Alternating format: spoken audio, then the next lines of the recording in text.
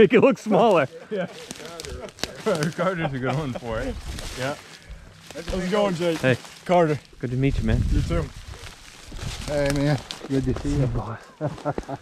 I'm not worried about you anymore.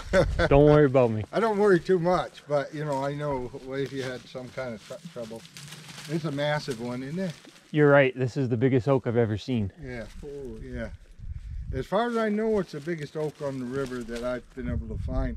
But you remember how small it looked from the boat, and how much bigger it looks when you're here. This is crazy. So a lot of those other oaks are pretty big too, but this thing is really something. And I couldn't get the little 2-horse on over the transom, so I got it hooked to the side, and that causes trouble when you're going sideways. It gets starved for water, and then it revs up, the props going, but get no purchase, and we're just like floating around. And luckily the wind's not blowing today, or we'd be totally out of control. But we've been out of control pretty much, these guys can tell you. But maybe Carter leaves the paddle alone a lot of those times just to not make me feel bad. But you know, a lot of those places, it started right in the beginning, and I thought it would get better, but it didn't really. We just got more room here to figure around. But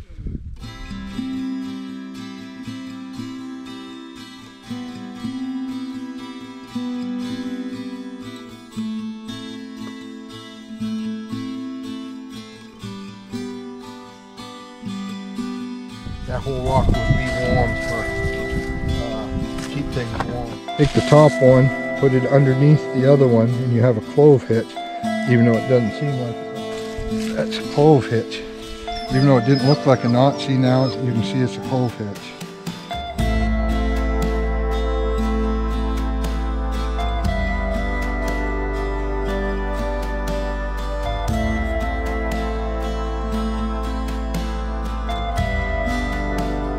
And I didn't think it'd probably catch much. It was quite a long lure. It was a rainbow trout colored jointed rebel about that long that you probably use for like largemouth bass.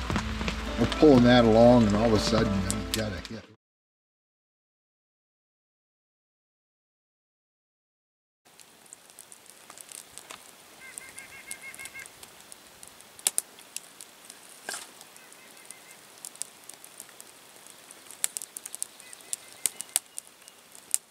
Was May 19th. We got downriver a ways, and I was a lone guide, and I was leading, but I decided to go back and check, see if Rex was warm enough, because you know, old man, not too big.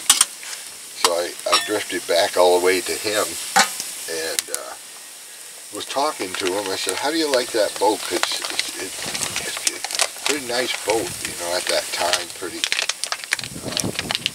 well built and everything. He said, geez, I love this boat. I'm trying to think the name of it. Jeez. Seems, all I can think is like Bamford. Is that Bassford. Right? Bassford. Is that right? Bassford Rips. Just Bassford Rips at high water is out of hand. High water is weird. Because in low water you can't even find it, right? It's never even noticed. Yeah, that's, you got to scout that at high water. I knew you'd know where I'm talking. Oh, yeah. And so I looked down and I'm like, geez, he's lined right up for a pretty big dowsing. And I said, Rex, you got to move over or you're going to ship some water right now. And I got out of his way, and geez, I got ahead of him. I started heading up through, and I heard a bang behind me. I looked back, and his canoe was upside down. He was underwater. No way. What was the bang? Like his paddle hit the bottom of the boat or something when he went over, and I said, oh man, snowing. It was snowing. It was cold. Wind was blowing.